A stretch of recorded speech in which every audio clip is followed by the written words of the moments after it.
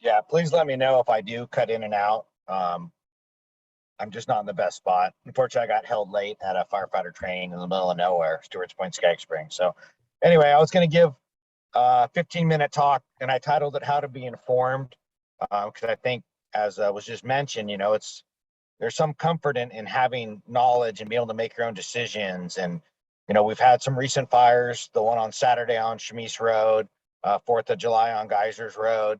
And so there's been some fires. And so how can maybe before the day comes when the fire happens, how do you know what days are maybe more possible a fire is going to happen? And when a fire happens, an emergency happens, how can you get the information? So that's what I'm putting together. And it kind of ties in line with every whatever, not what everybody, but what the county of Sonoma is doing. And that, if you look at the blue box here, it's about, hey, this is all the stuff before the emergency. We're going to try to prevent every emergency, but we got to be prepared. We got to get ready. Then the emergency is going to happen. How do we get that information, or what do you do?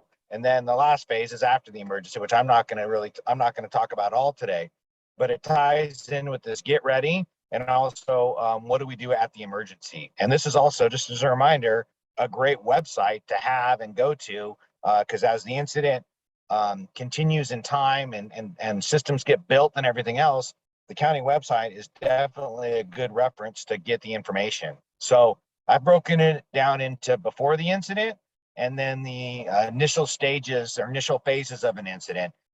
Usually after the initial stages, the facts become more well known, systems get developed, and information becomes easier to obtain. The situation, as far as what the emergency is doing, gets better communicated. So I think a lot of the frustration or the chaos is right when the incident happens because we don't know the facts. And that's what I'm going to talk about.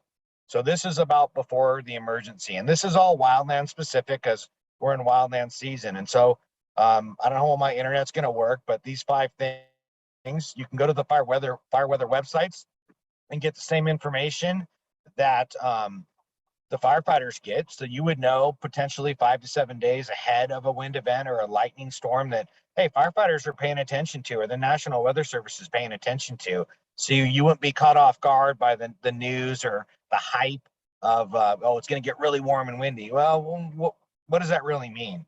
The second is the vegetation, and I'll take you to where the firefighters go to get that information, and I'll show you how earlier this year we were saying, hey, we were 2 months ahead of schedule. We were 2 months ahead.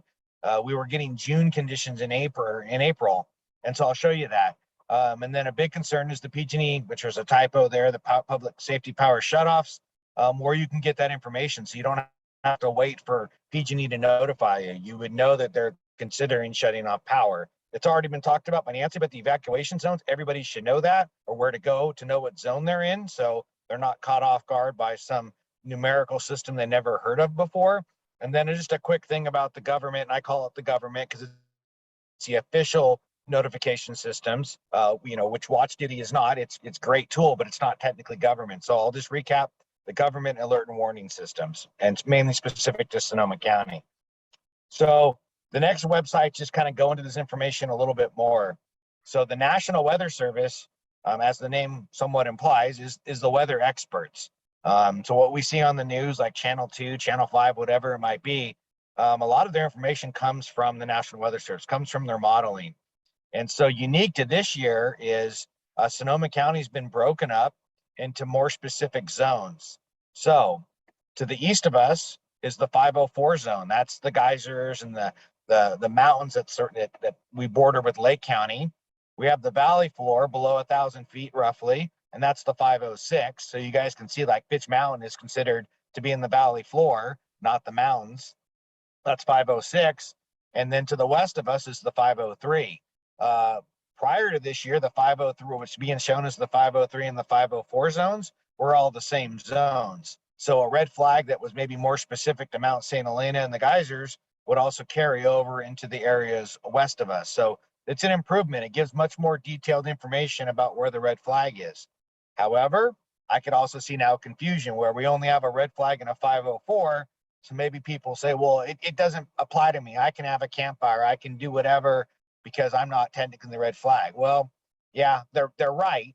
But we've seen historically and more recent history is that our fires tend to start in the 504 by an offshore wind event and get pushed down into the 506. So even though you're technically not in a red flag warning area, we need to consider or treat it as if you were in a red flag warning, not just from the prevention point of view, but more importantly, from the preparedness point of view.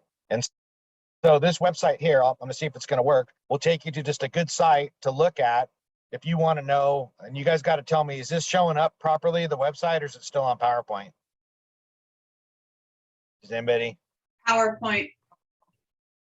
Okay, so I gotta stop share for a minute and get the right screen. So this is the website that takes you, and you can zoom around, you can zoom in to our area, and this will tell you if we're in a red flag or not. So I'm waiting for it to load. It's loading slowly. I think everyone recognizes our area. If there is a red flag or a fire weather watch, it'll be colored. It'll be colored red or it'll be colored orange. We don't have red flag warning, so we're not going to see that coming. But this is how you can get the same information firefighters are going to get. And you might even get it before the firefighters get it, because most firefighters rely upon an email or something to notify them rather than going online. So that real quick, you can see up here, there is a red flag warning right now up near the California-Oregon border in the Lassen Modoc area. So that's what a red flag warning looks like.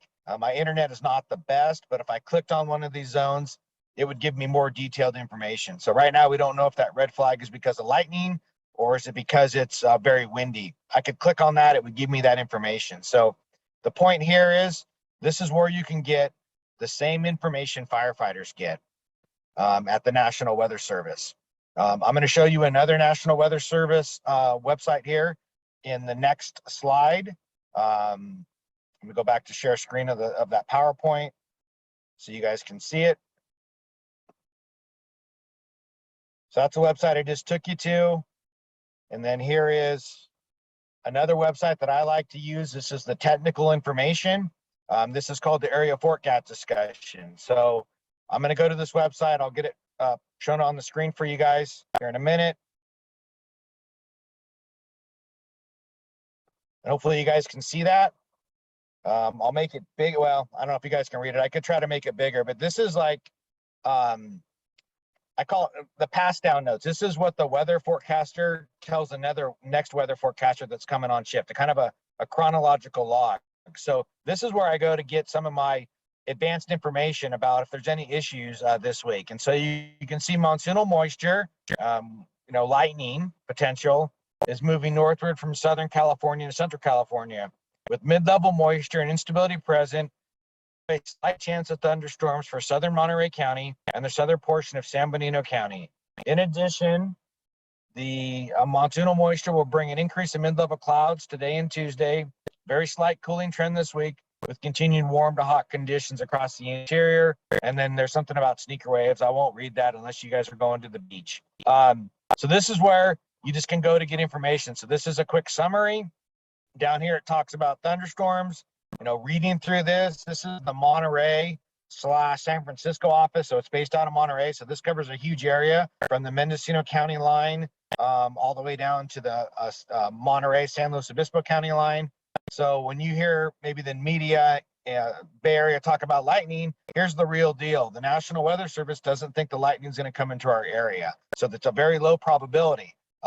If there's a chance of some significant winds later this week, very warm conditions, potential red flag, you will start seeing mention of that perhaps 7 days ahead of time. So that's why when I say, hey, there's talk about a red flag in 7 to 10 days, this is usually where I get that type of information.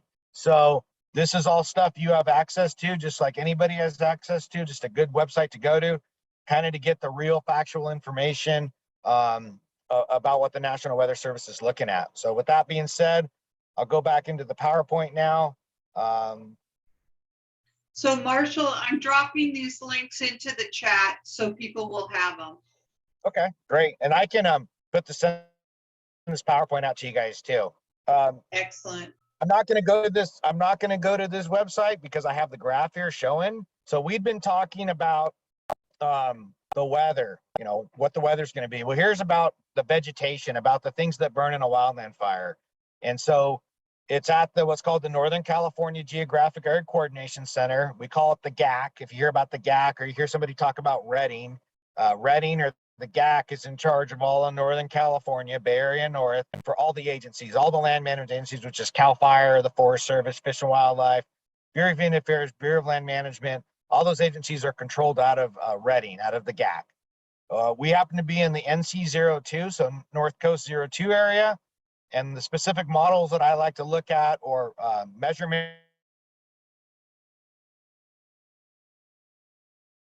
are the energy release component, and this is the fuel. So those are our big logs, greater than 3 inches in diameter. They're really indicative of our drought conditions. So this is the ERC graph, energy release component graph for yesterday, July 16th. I'll show you more of these graphs here in a little bit, but you can see across the bottom is the calendar year, a numerical system, and this varies as far as what the scale is here, but this happens to be 0 to 75. The gray line is the average historical line, and you can see it kind of swings upward in summer and then eventually tapers off in the fall into winter.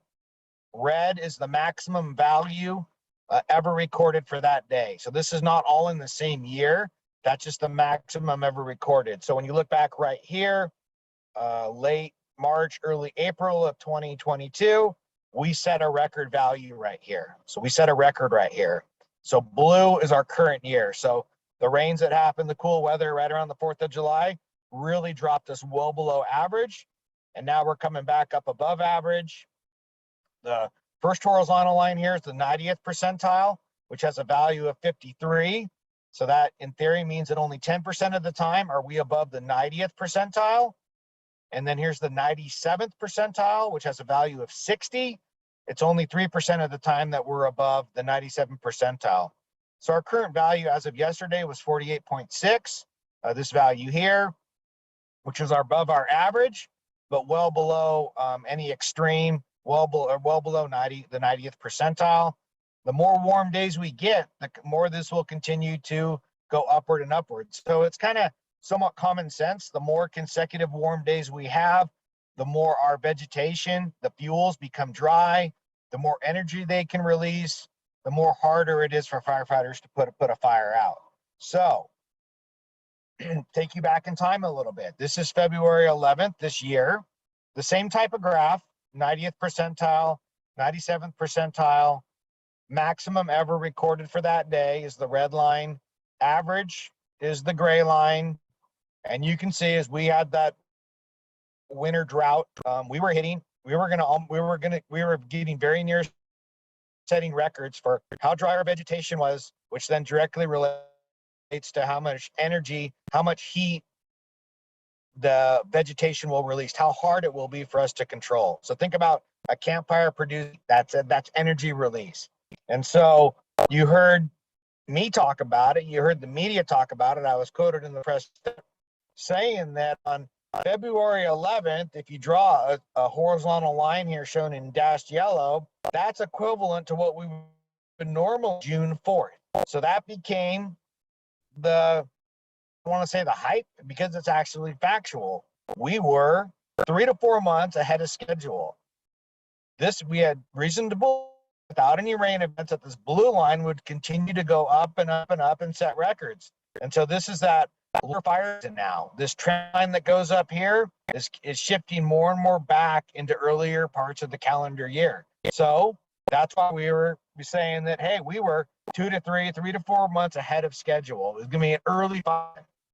Now, really, the way more appropriately is our grass is going to be green pretty much in the spring, no matter what.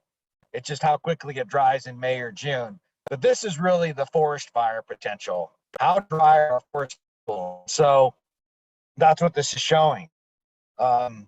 Here's a larger graph of where we're at now. For the sake of time, I'm not going to go into it again, but we can expect this to go up.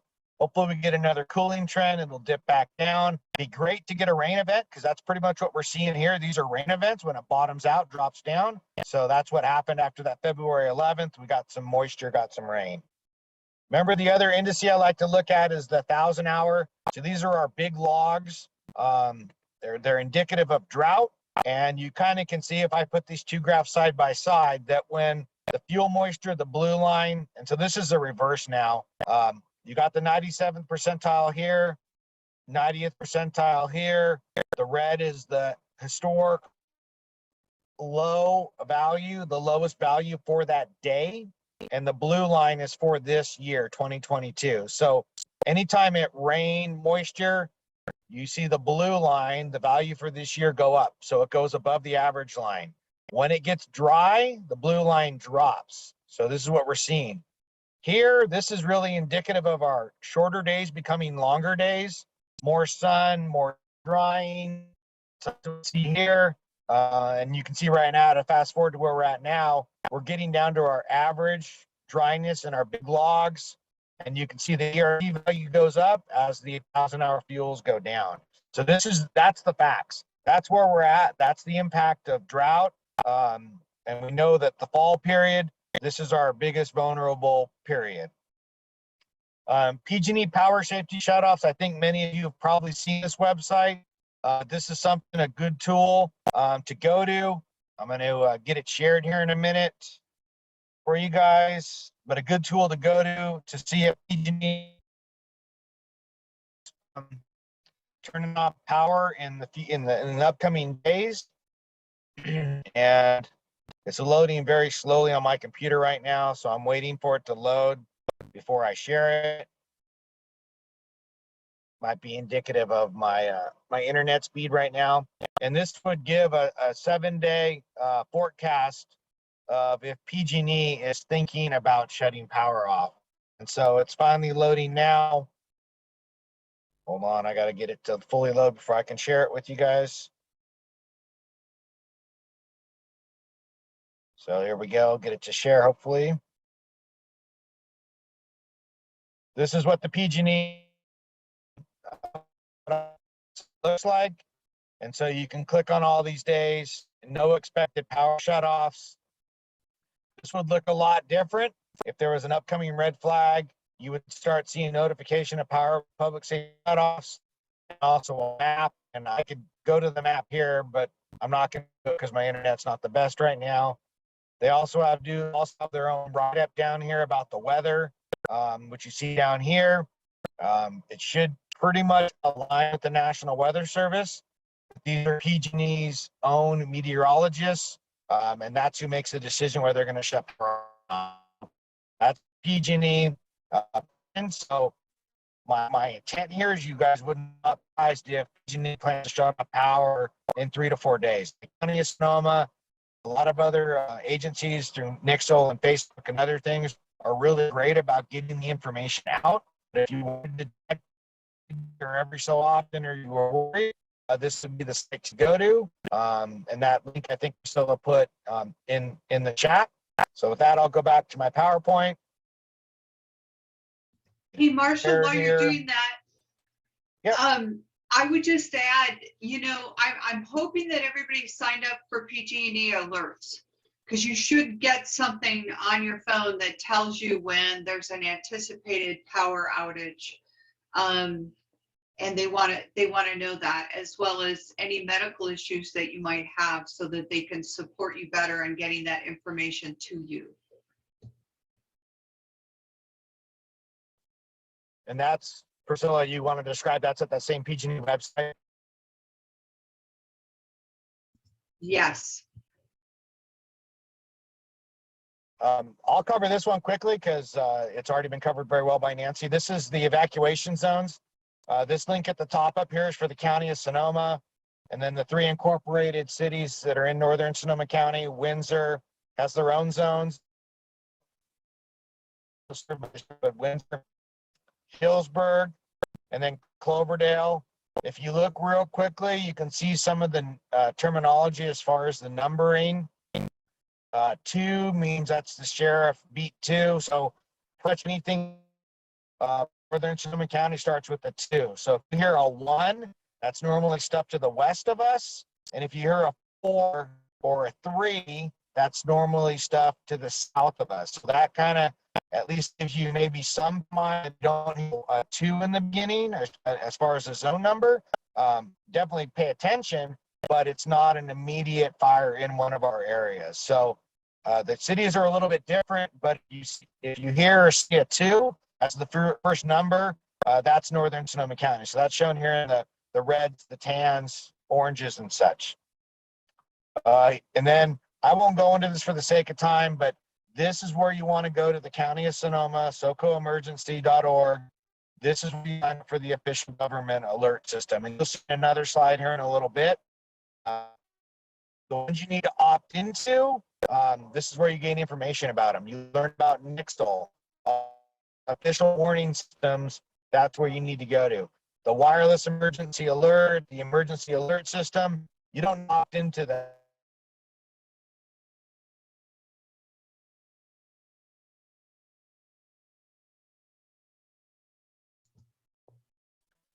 So now we go from before. Go ahead. Yeah, Marshall, we lost you for a couple of sentences there. Okay. Hopefully I didn't say anything bad about the County of Sonoma. It was go to this website to learn about the official government alert and warning systems. So does that come across, Priscilla? Yes, you're good.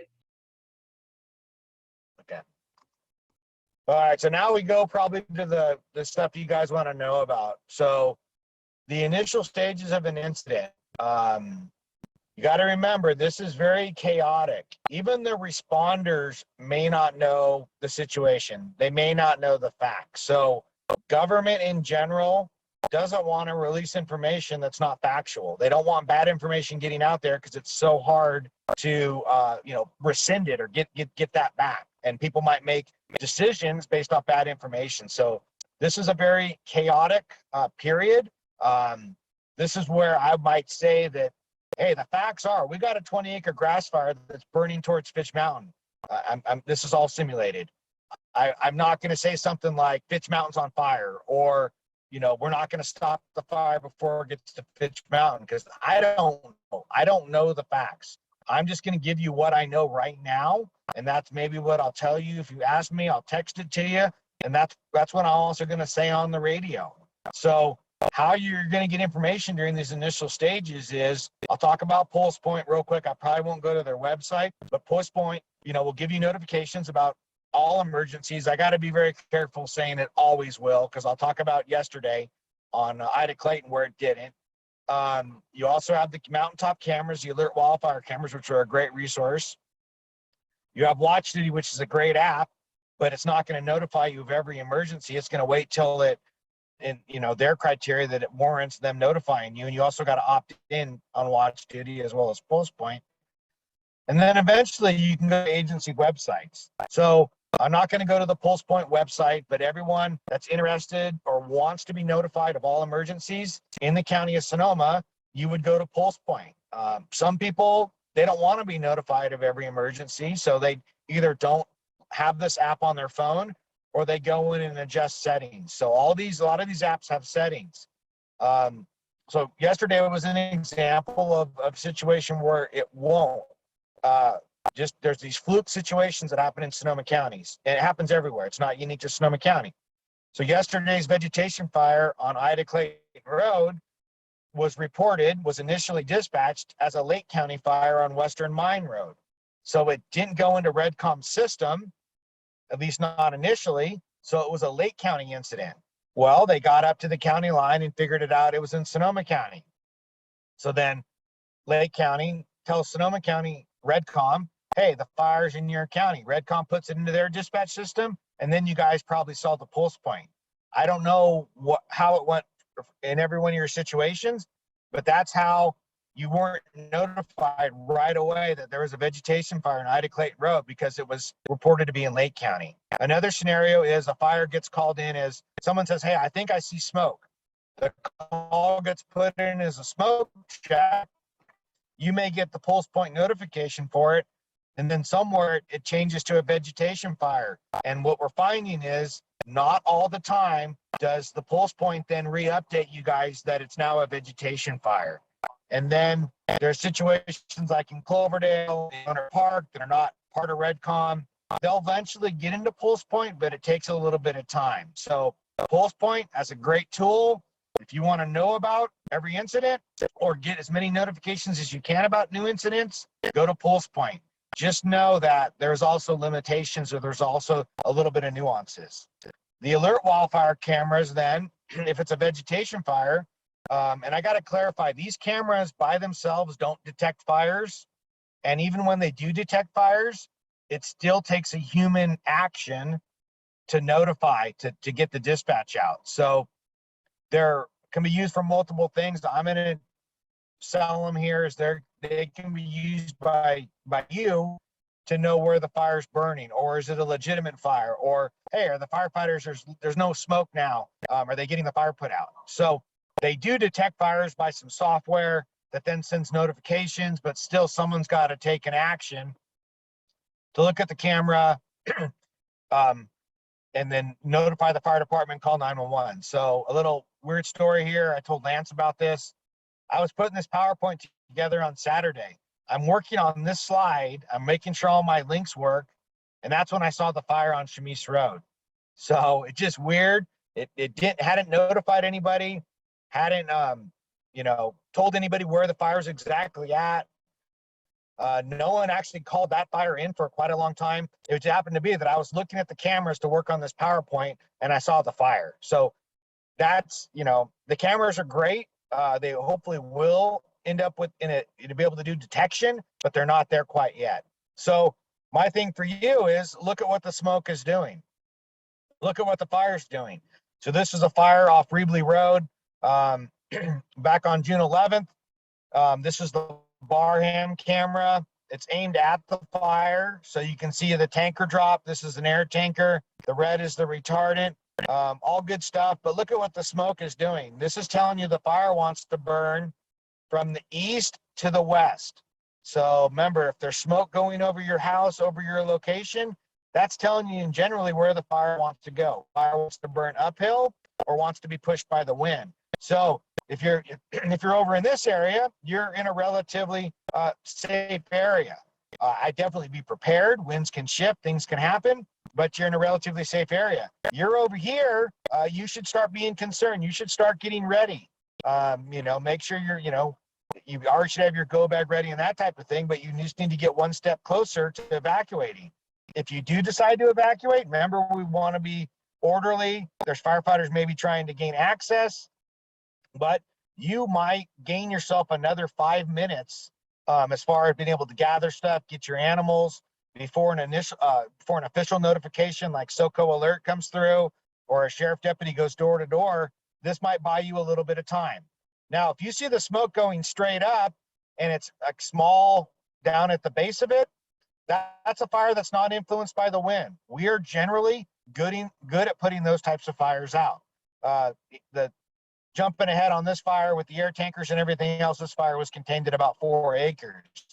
But the big thing here about these cameras for people that are watching is look at where the smoke's going, look at the amount of smoke.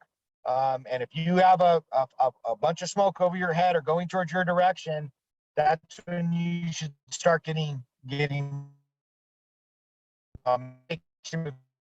officially notified. I skipped ahead there to the next. I think everyone's aware of watch duty. It's going to take a little bit once a fire gets going, once an emergency gets going, before watch duty is going to start posting information. But very simple. It's basically people listening to scanners and posting what firefighters and other people say on the scanner. So they don't firsthand know the knowledge, but they're going off the assumption that if someone on the radio is saying something, it's a fact. So just know that. They're very cautious. They try to verify, but they're not going to post about a fire that's 2 feet by 2 feet and out when the firefighters get there. So they're also watching that they're not causing notification fatigue or unnecessary anxiety.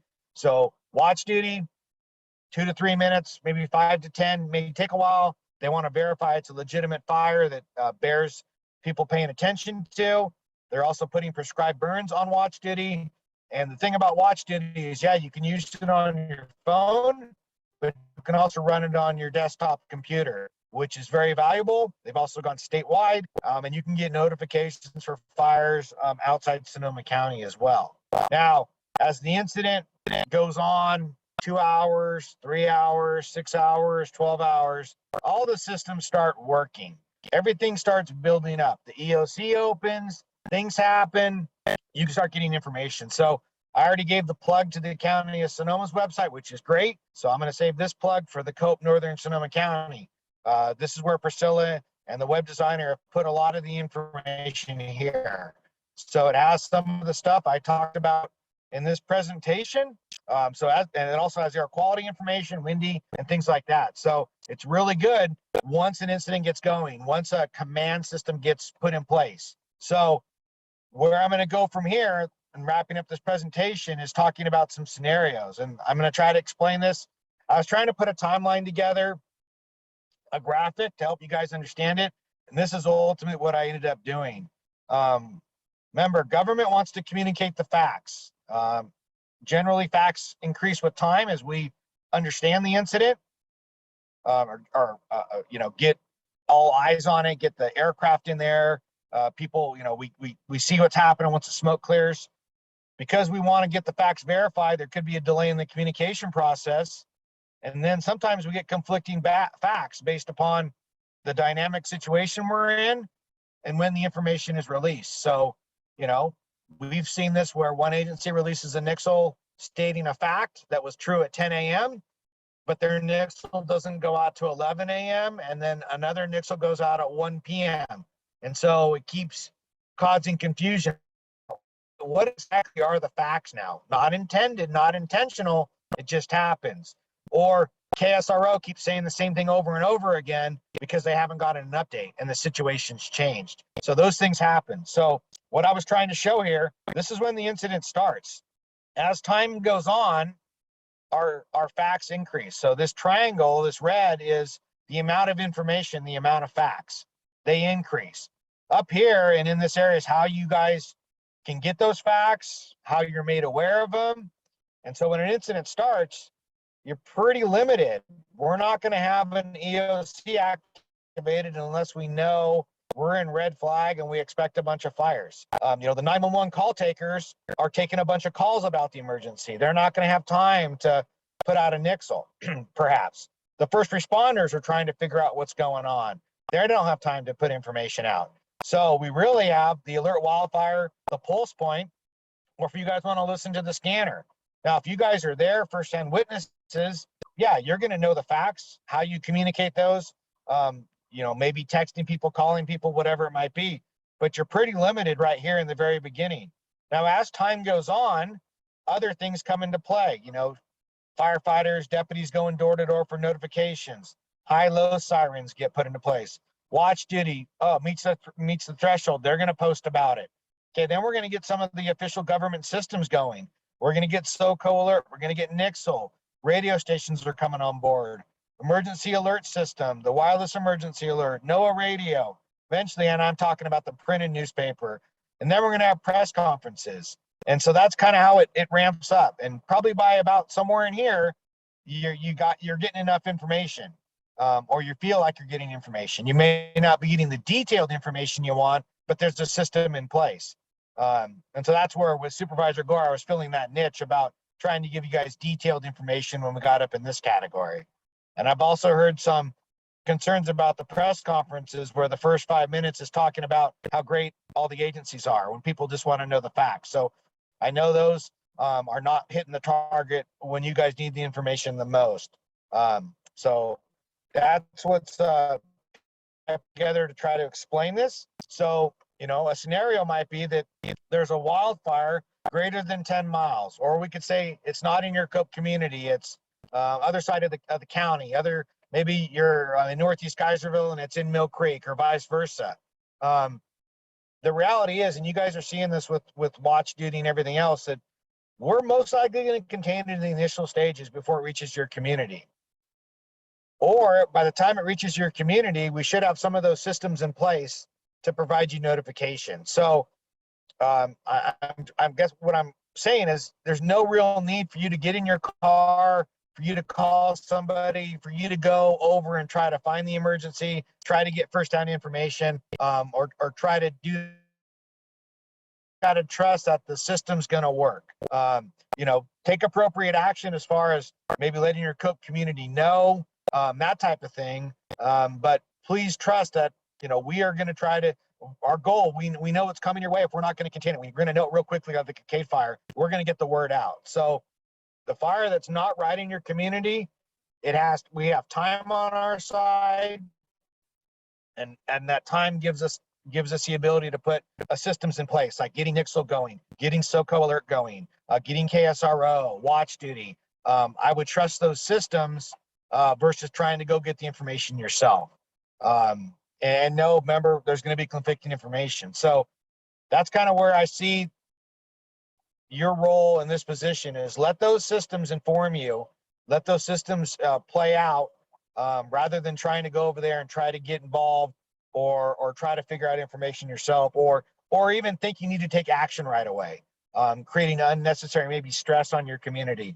Trust the system. You can let your residents know, hey, we know about a fire, pay attention on watch duty. There's no action we need to take right away. Just be heads up or step up your level of preparedness a little bit. And remember, if someone calls me and asks about evacuating, I'm going to say yes, because if you're asking me, you're thinking about it, and I want you to be safe. So, if you put me on that spot, that's what I'm going to tell you. So, but otherwise, kind of being more of a monitor mode, heightened awareness mode. This is the worst case scenario. This is the wildfire in your community. There's no time to get the systems going. There's really no time to get good facts. It's very dynamic. And so you as a resident, you as a community are going to need to make decisions not knowing all the facts, just like firefighters are doing that. Still, most likely, we're going to get it contained, a couple acres, quarter acre. We're still pretty darn successful, especially when we can get to the emergency, get to the fire, because the roads, usually around homes too, people give us good access information. We're still going to be successful, but we need to prepare for the worst case, that the emergency, unfortunately, will already have burned through your community before any of those press conferences, anything official gets put in place. So you're going to be relying on watch duty. You're going to be relying upon, maybe Pulse Point gave you the initial notification, the alert wildfire. You're going to have to use those alternative methods because it's going to take a while for the government systems to get up and going. And just know that those alternative systems are not official, but they're just you to get intel. And with that, this is pretty much the end of the presentation, Priscilla.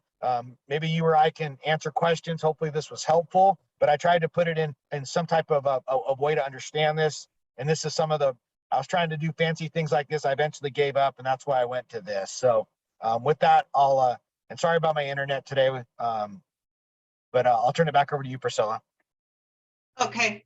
Thanks, Marshall. This is really quite helpful. I hope people found it helpful as well, other folks. So just to clarify, as a COPE leader, there's a fire in a different COPE community, my reaction would be that as a COPE leader, I would probably, there's probably something that's gone out on the group meet, right? That people are saying there's a fire in whatever COPE community. And it seems to me that one of the pieces that we should be thinking about is, and we talked about this when the fire happened in Mill Creek, was how can we support our COPE communities that are directly affected by an incident that's happening. So, we talked about having a buddy system with our COPE communities, and that might be something for us to think about as well, is, maybe the people in Healdsburg are supporting Cloverdale, and likewise, and people that are away from each other can support each other. That's one thing I'm thinking about. that we can work on and develop as communities. And the second is, how do we get information, especially to law enforcement, that we have about people in our community that are particularly vulnerable? So I think that having a contact with our law enforcement is really important, because they won't want that information until an incident occurs, is my understanding. So those are a couple of things that I was thinking about, Marshall, as just far as, you know, what do the COPE leaders need to know and be thinking about? Okay, and Nancy, please answer too. Regarding people that may need assistance, that can be voluntarily entered into the sheriff system database. And so whether it's Sonoma County Sheriff or some agency assisting Sonoma County Sheriff, they would know that maybe someone, you know, has mobility issues, maybe has hearing issues, and they would put a priority on going door to door or going and making sure there's notification provided.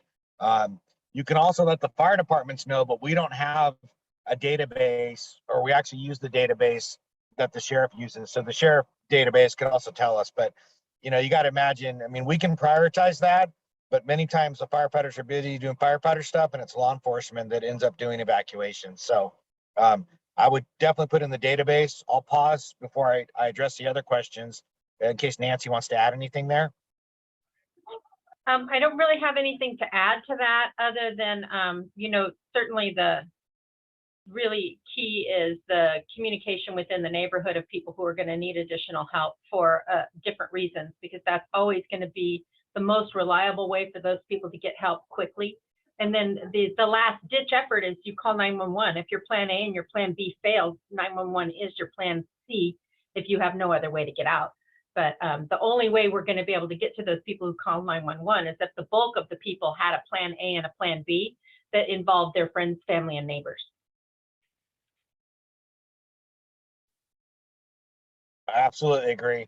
And then Priscilla, the other question about COPE buddy system, or one COPE community helps another. I think that's great. If we could do that, we've never really fully developed that out. But I think the role of a COPE community that's not affected is, you know, get the information out to your COPE community, but, you know, don't cause extra stress, or, you know, increase the awareness without creating additional stress, if that makes sense.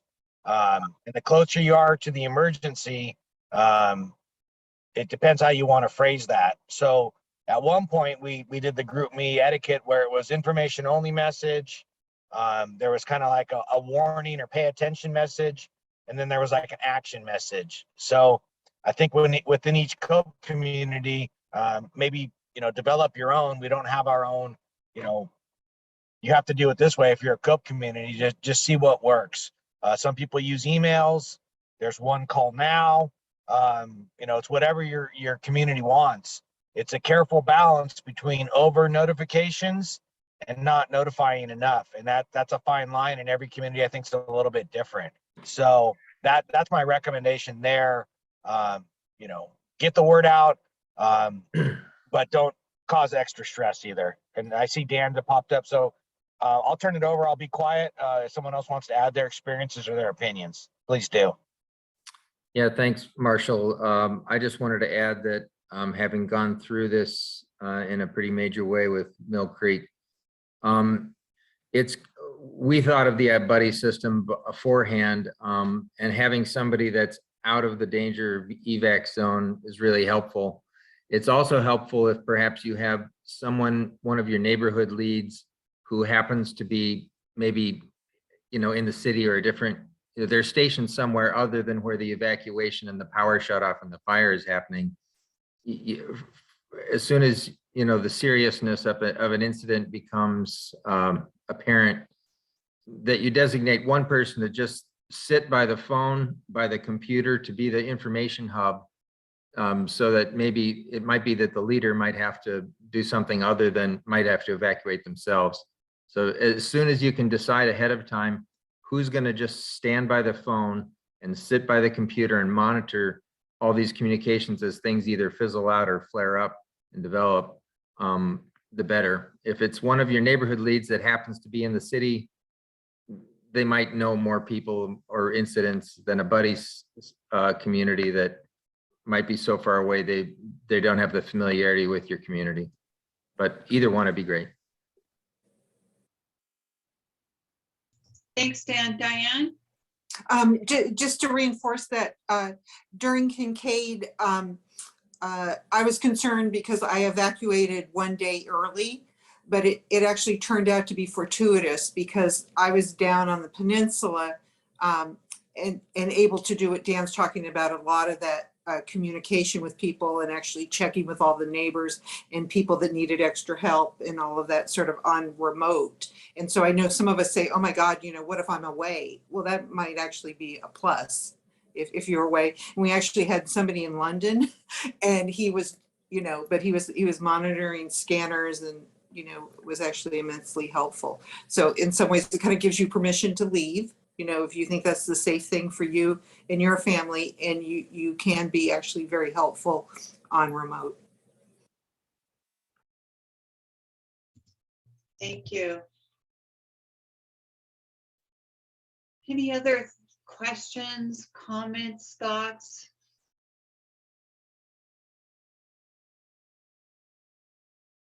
We've learned a lot over the years, haven't we? Thinking back to 5 years ago when we were really getting off the ground. We've been through a lot and have learned a lot. Marshall?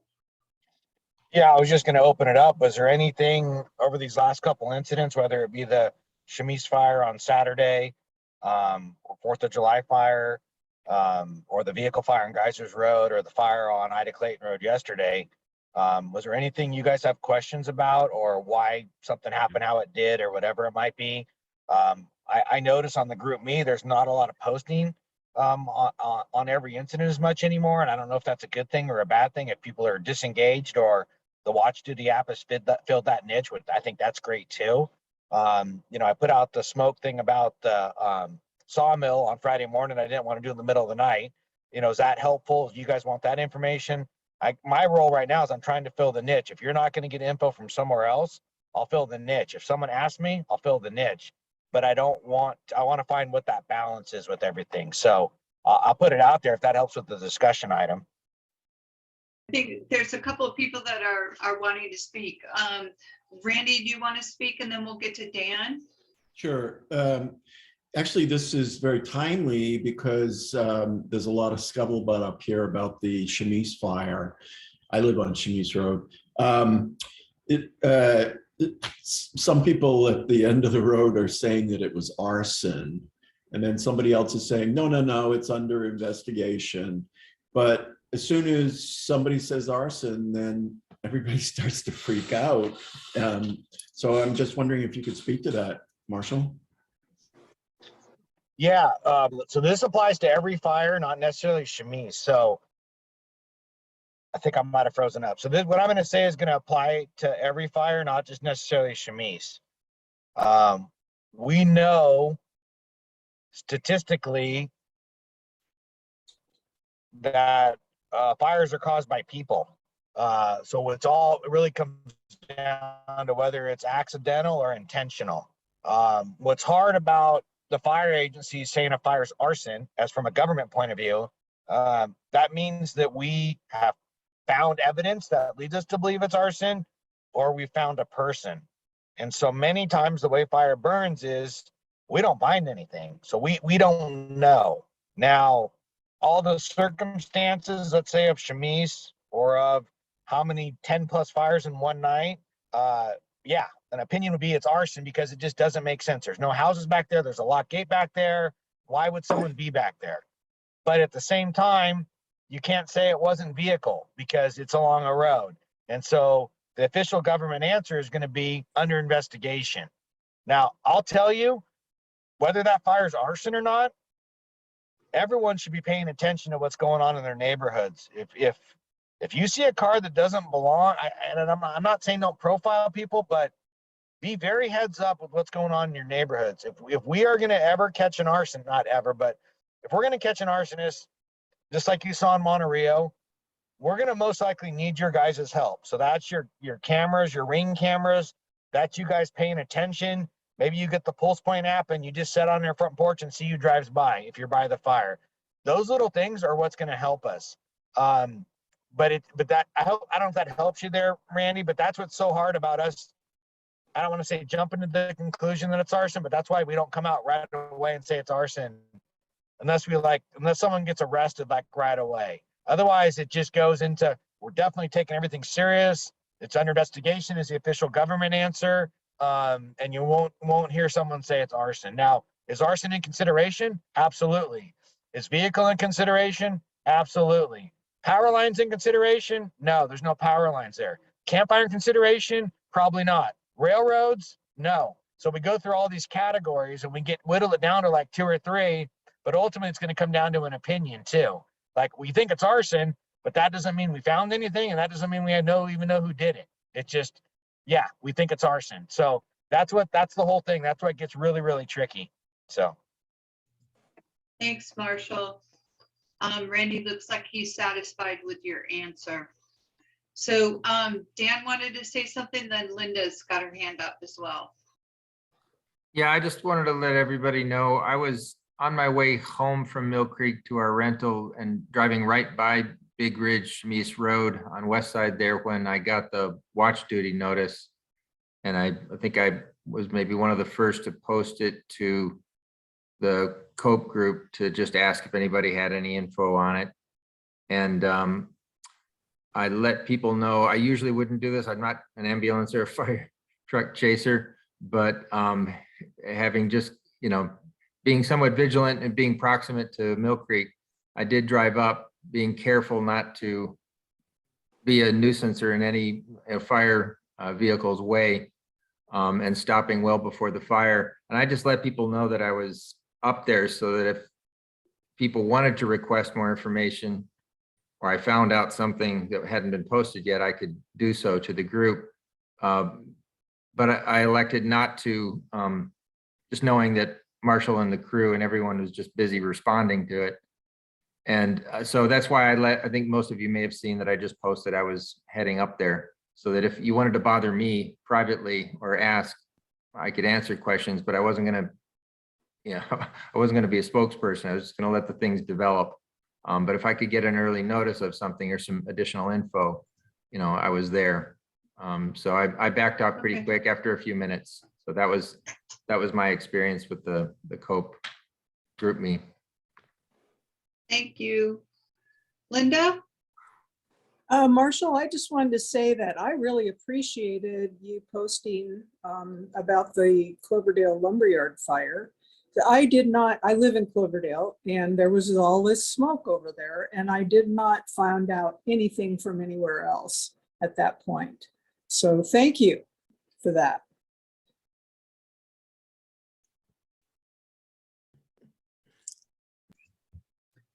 Thanks, Linda. Marshall, I wanted to check in about watch duty and the plans to post prescribed fire. Do you know if we'll get notifications or if we just need to look stuff up to know that it's happening? Because so far I don't believe I've gotten any notification.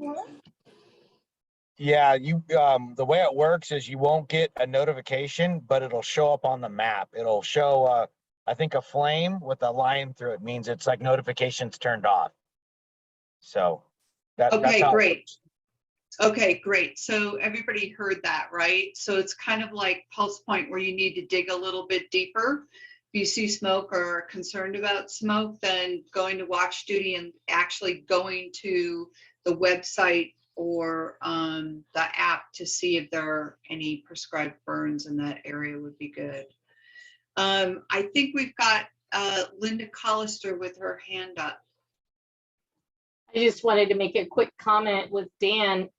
If you're staying out of the way of the responding fire departments and that, but Dan, if you're out there, just pull your cell phone out, and if you see people leaving, get their license plates.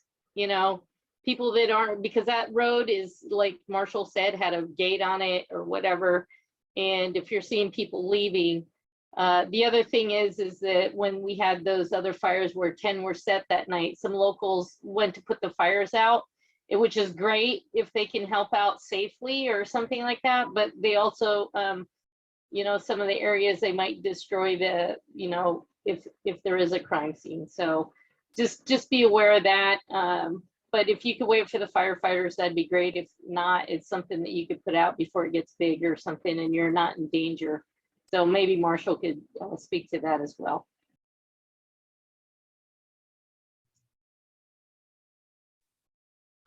Yeah, I mean, I agree. If you can get license plates, if you can take a picture of the fire when it's really small before you start putting it out, that all helps the investigator with where the fire started. And just remember, you know, one of our fire causes could be power lines, and that could be a danger to you.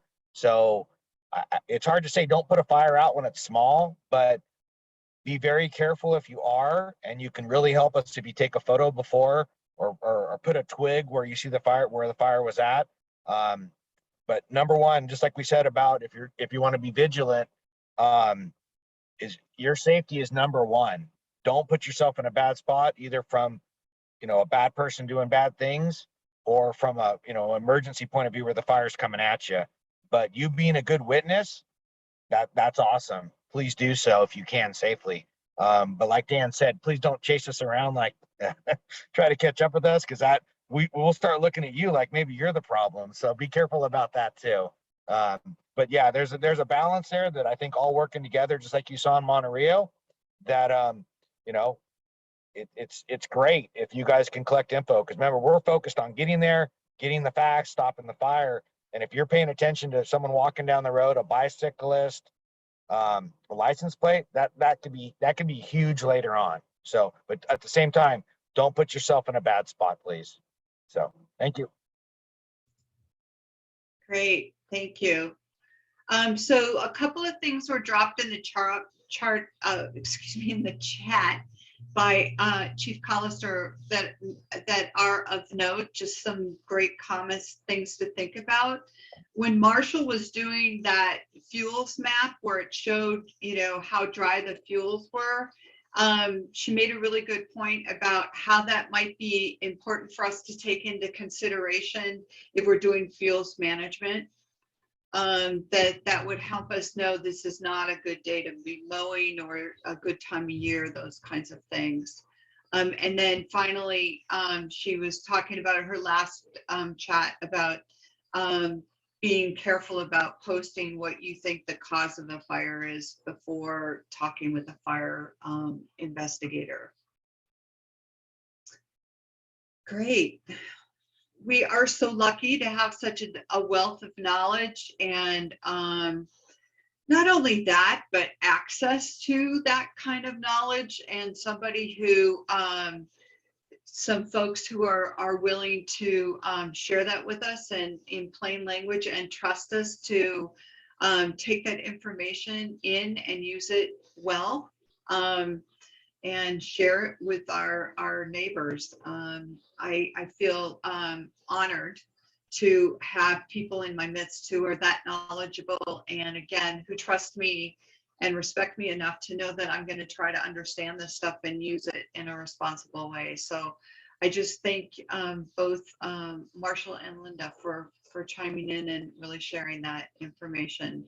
And I will distribute the PowerPoint presentation in my next newsletter. You know how I do that after our meeting, as well as a link to this recording. And my hope is, Diana Borges, that you will help me with some of this, because I understand that maybe you have a little bit more skills in this area than me. So I'm hoping that will be helpful to you all. And Marshall also put it in the chat. So if you want the PowerPoint now, grab it there.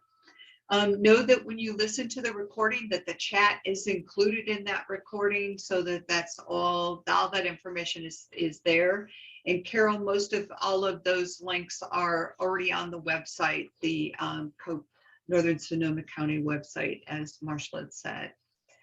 So be thinking about what you want next month, what kinds of of information you're looking for, anything, anyone in the community that you want to hear from, we want to know. I try to put these together with the help of Marshall and the board members, but we want to hear from all of you. We want to know what you want. And just shoot me an email and I'll try to make it happen. All right. So go forth and be safe. And thank you all for being here, and stay cool. All right. And healthy. Take care, everyone.